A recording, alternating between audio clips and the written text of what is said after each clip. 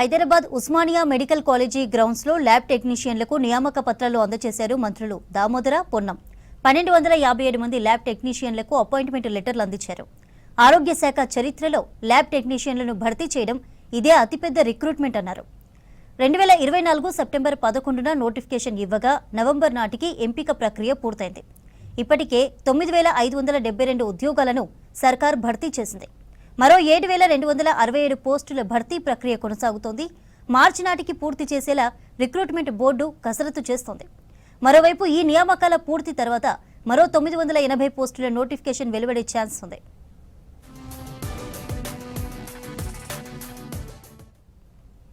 Right, ఇప్పుడు కార్యక్రమంలో మంత్రి దామోదర మాట్లాడుతున్నారు. లైవ్ లో చూద్దాం. ఇది మీ ప్రభుత్వము, ప్రజా ప్రభుత్వము. గౌరవనీయులైన ముఖ్యమంత్రి రేవంత్ రెడ్డి గారి నాయకత్వంలో సుమారు 70,000 నియామకాలు ప్రధానంగా మన శాఖకు సంబంధించి రమారమి 10,000 పోస్టులు ఫిల్అప్ చేయడం, దానికి తోడు రిక్రూట్మెంట్ ప్రోగ్రెస్ లో ఉంది సుమారు 7,300. ఇంకా ఫైనాన్షియల్ క్లియర్ చేసి రాబోయే కాలంలో సుమారు 1000 పోస్టులు, అంటే రాబోయే కాలంలో ఇంకా ఒక 10,000 పోస్టులు ఫిల్అప్ చేయబోతున్నాము.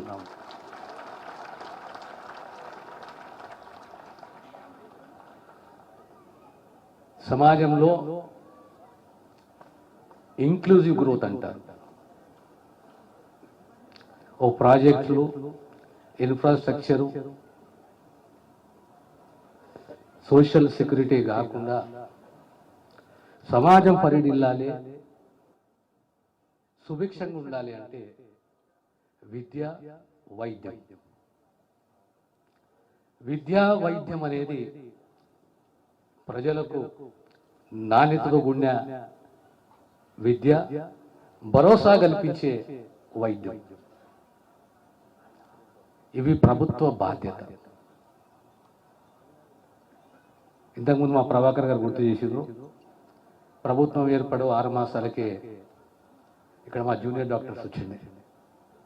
సార్ మాకు హాస్టల్ బిల్డింగ్ లేదు, గత 20 సంవత్సరాల నుంచి మేము అడుగుతున్నాం, మళ్ళీ ఎవరు పట్టించుకునే నాదుడు లేడు, మాకు హాస్టల్ బిల్డింగ్ లేదు, మాకు పెద్ద హాస్టల్ బిల్డింగ్ కావాలని చెప్పి గాంధీ ఉస్మానియా వెళ్తుంది. తక్షణమే ముఖ్యమంత్రి గారి దృష్టికి తీసుకొచ్చి సుమారు 200 కోట్ల రూపాయల హాస్టల్ బిల్డింగ్స్ గాంధీ ఉస్మానియాకు మంజూరు చేయాలి.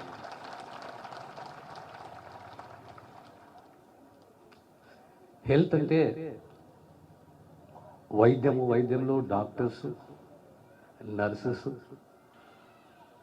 Paramedical staff, 4th class employees, ఈ నలుగురు 4 పిల్లలు కలిస్తేనే వైద్య సేవలు విజయవంతంగా మనం అందించగలుగుతాం. ప్రభుత్వానికి ఒక నిర్దిష్టమైన పాలసీ ఉన్నది. రాబోయే కాలము ఏ రకంగా తెలంగాణ సమాజము వైద్య రంగంలో, వైద్య విద్యలో, సేవా రంగంలో ఎలాంటి నిర్ణయాలు తీసుకోవాలి. ఇలా ల్యాబ్ టెక్నీషియన్ యొక్క పాత్ర ఎంత ముఖ్యమో పరికరాల పాత్ర కూడా అంతే ముఖ్యమైనది. ఒక కాలంలో అంత ఎక్విప్మెంట్ లేకుండే, ఈరోజు ఎక్విప్మెంట్ అనేది, టెక్నీషియన్స్ అనేది చాలా పెద్ద పాత్ర ఈ హెల్త్ డిపార్ట్మెంట్లో. ప్రభుత్వం ఉన్న పాలసీ నిర్ణయం తీసుకున్నది, స్టాండర్డ్ ఎక్విప్మెంట్ అనేది ఉండాలి. నిర్దిష్టంగా పిఎస్సికి, అప్పర్ ప్రైమరీ హెల్త్ సెంటర్కు, లేదా వైద్య విధాన పరిషత్కు, లేదా జీజీహెచ్కు, లేదా సూపర్ స్పెషాలిటీ హాస్పిటల్కు ఎలాంటి పరికరాలు ఉండాలి, ఎలాంటి ఎక్విప్మెంట్ ఉండాలి, స్టాండర్డ్ ఎక్విప్మెంట్ ఉండాలి. ఎందుకంటే ఆ సామాన్యుడు రిఫరల్ హాస్పిటల్ అంటే బయటికి పోకూడదు. రిఫరల్ హాస్పిటల్ అంటే పిఎస్ నుంచి సిఎస్సికు, సిహెచ్ నుంచి ఏరియా హాస్పిటల్కు, ఏరియా హాస్పిటల్ నుంచి జీజీహెచ్కు ఖచ్చితంగా రావాలి.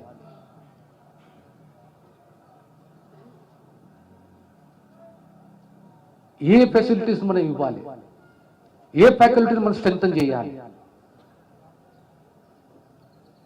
ఈరోజు ఎన్సిడి ఉన్నది, నాన్ కమ్యూనికబుల్ డిసీజెస్, క్యాన్సర్ పెరుగుతున్నది, డయాబెటీస్ పెరుగుతున్నది, హెచ్టిఎల్ పెరుగుతున్నది. పరిష్కారం ఏంటి దీనికి? స్క్రీనింగ్, చికిత్సలు. ఈరోజు మేము మా ప్రభుత్వము డే కేర్ క్యాన్సర్ సెంటర్లు ప్రతి ఒక్క జీజీహెచ్లో మొదలుపెట్టాము. నేరుగా నిమ్స్కే కానీ ఎంఎన్జే కానీ వచ్చే అవసరం లేదు. మొదటిసారి first treatment will be at the MNJ or NIMS. ఆ తర్వాత కీమోథెరపీ అనేది ప్రతి జిల్లాలో ఉండాలి, జిల్లాలో ట్రీట్మెంట్ అందియాలనే ఉద్దేశంతో ఈ కార్యక్రమం మొదలుపెట్టాం. అదే రకంగా ప్రధానంగా 4-5 డిపార్ట్మెంట్స్ స్ట్రెంథెన్ చేయాలి జిల్లా స్థాయిలో. అందులో ఆర్థోనే కానీ, నెఫ్రాలజీని కానీ, ఆప్థమాలజీ కానీ, ఈఎన్టీఏ కానీ, పీడియాట్రిక్స్, ఈ డిపార్ట్మెంట్స్ ని ఖచ్చితంగా ప్రతి జిల్లాలో స్ట్రెంథెన్ చేయాలనే ఒక పాలసీ నిర్ణయం ప్రభుత్వం తీసుకున్నది.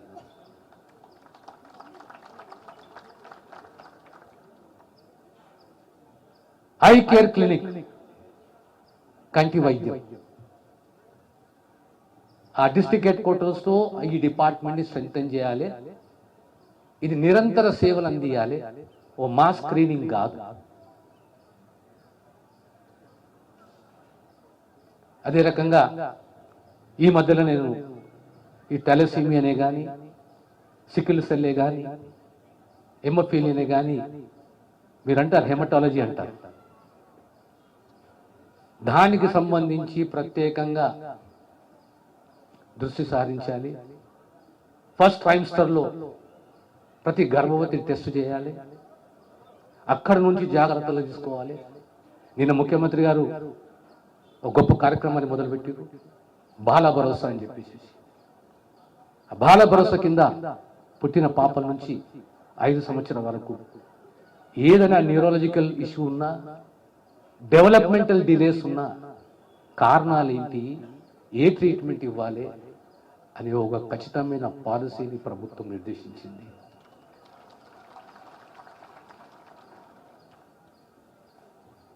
ఈరోజు ఉస్మానియా జనరల్ హాస్పిటల్ సుమారు 2700 కోట్లతోటి ఉస్మానియా కొత్త హాస్పిటల్. ఇవన్నీ డీటెయిల్గా స్టడీ చేసి దానికి తోడు హ్యూమన్ రిసోర్సెస్ అంటే మీరే, మీ బాధ్యత. అన్ని డిపార్ట్మెంట్స్లో పనిచేయడం ఒక ఎత్తు, విద్యాశాఖలో వైద్య శాఖలో పనిచేయడం ఒక ఎత్తు. సేవా దృక్పథం ఉండాలి, అకౌంటబిలిటీ ఉండాలి, కమిట్మెంట్ ఉండాలి, ఓపిక ఉండాలి.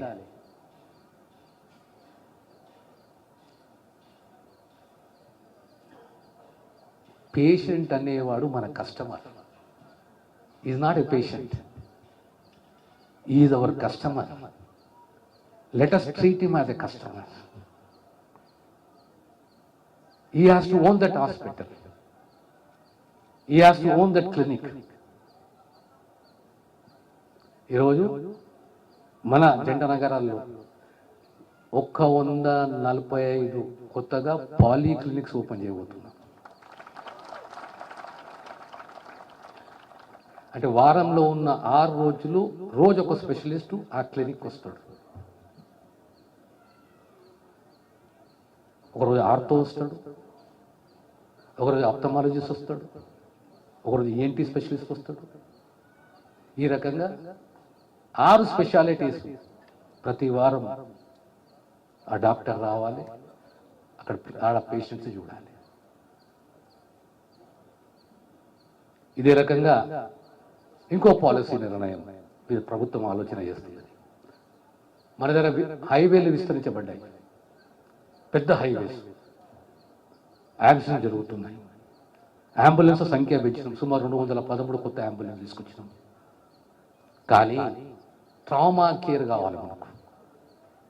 ట్రామా కేర్ కావాలంటే ఏం చేయాలి? ప్రతి 35 కిలోమీటర్లకు 40 కిలోమీటర్లకు ఒక ట్రామా కేర్ సెంటర్ ఉండాలి. With all the emergency equipment.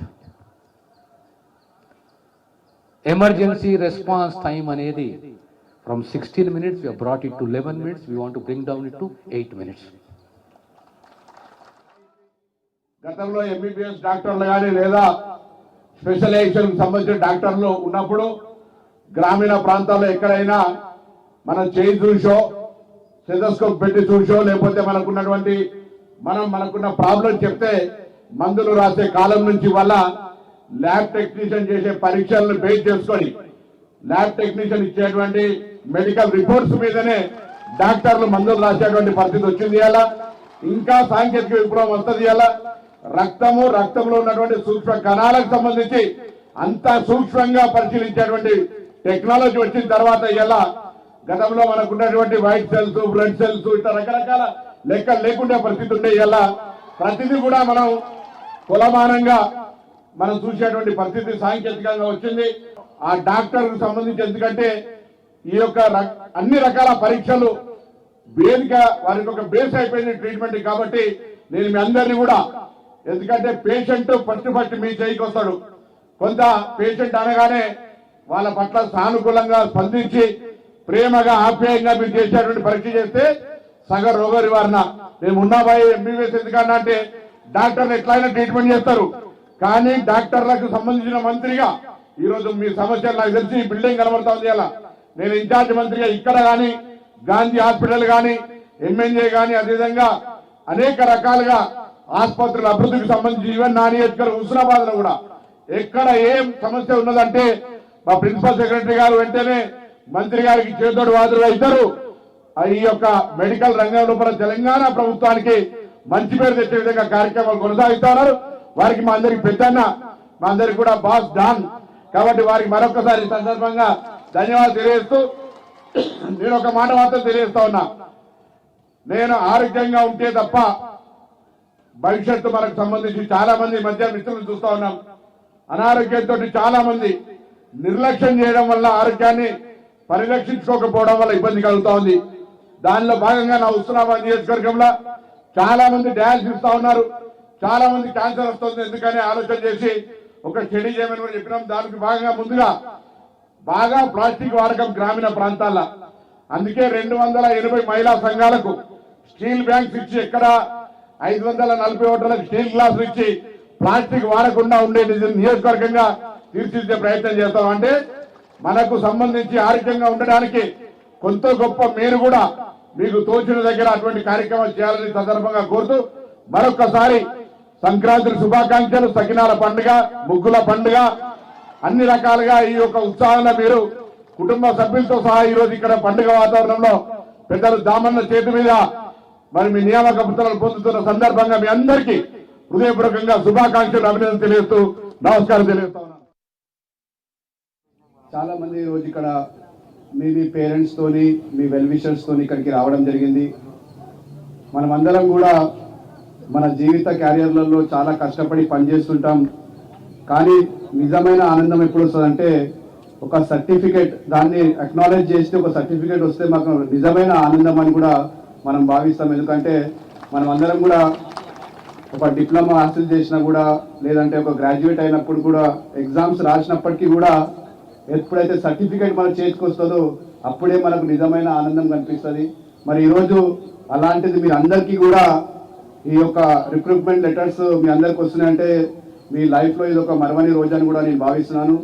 మరి ముఖ్యంగా రాష్ట్ర ప్రభుత్వం చేస్తున్న పనిపాటు మీరు చూసినట్లయితే పెద్దలు గౌరవ ముఖ్యమంత్రి గారు అనేక సందర్భాలలో ఎన్ని ఇబ్బందులు ఉన్నా కూడా, ఎన్ని ప్రాబ్లమ్స్ ఉన్నా కూడా ఈరోజు రాష్ట్రం బాగుండాలి, రాష్ట్రంలో ఉన్న అన్ని వర్గాల వాళ్ళు బాగుండాలనే ఒక ఉద్దేశంతో ఈరోజు రాష్ట్రంలో పనితీరు మనం అందరం కూడా చూడొచ్చు.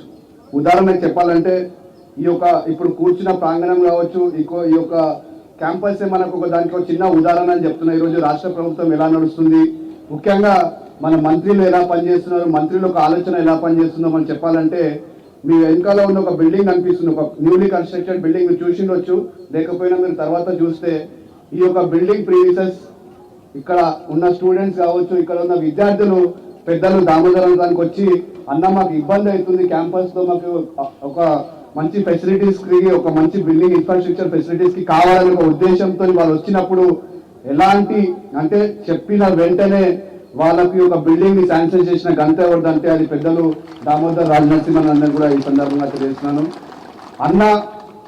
అన్న గురించి చెప్పాలంటే అన్న స్టైల్ ఆఫ్ ఫంక్షనింగ్ ఎలా ఉంటుందంటే, అన్న జనరల్ గా ఏంటంటే మనం ఇప్పుడు అందరం కూడా మెడిసిన్ రిలేటెడ్ గా డిస్కస్ చేస్తున్నాం. డాక్టర్స్ అంటే డాక్టర్ అట్మాస్ఫియర్ ఉందంటే అన్న పని ఏంటంటే హోమియోపతిక్ మెడిసిన్ ఉంటుంది. అన్న మెడిసిన్ చాలా స్లోగా పనిచేస్తుందని, పని మాత్రం పక్కా చేస్తుందని కూడా ఈ సందర్భంగా మీ అందరికీ కూడా తెలియజేస్తున్నాను. ఎందుకంటే దానికి ఉదాహరణ ఆ బిల్డింగ్ ఇలా చాలా వర్క్స్ సైలెంట్ గా పని చేసుకుంటున్న పోతున్నారంటే అది